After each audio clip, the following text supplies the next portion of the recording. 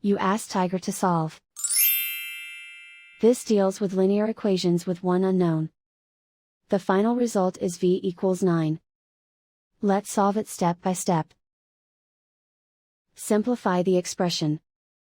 Expand the parentheses. Simplify the arithmetic. Group all constants on the right side of the equation. Subtract 18 from both sides. Simplify the arithmetic.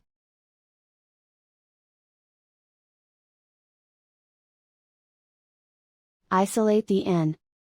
Divide both sides by 6. Simplify the fraction. Find the greatest common factor of the numerator and denominator.